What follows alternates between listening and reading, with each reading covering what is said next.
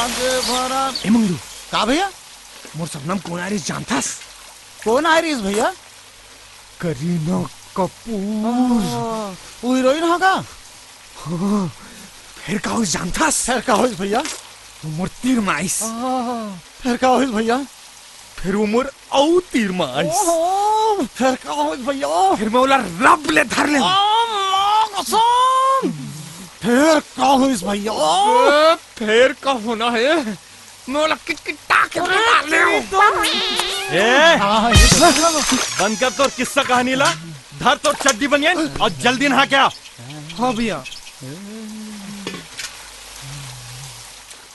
भैया फिर का होइस भैया? अबे फिर का होना है? करीना कपूर ला किटकिटात के पोटारे रहे। फिर का होइस भैया? अबे फिर का होही? भैया पानी डाल दिस मोर ऊपर। सपना टूट गया सारे ला। अरे 10 साले के तोर किस्मत खराब है। रोज रात के कोई न कोई हीरोइन तोर सपना में आते और बड़े भैया आके वहाँ पानी फेर देते। अरे का लखन भैया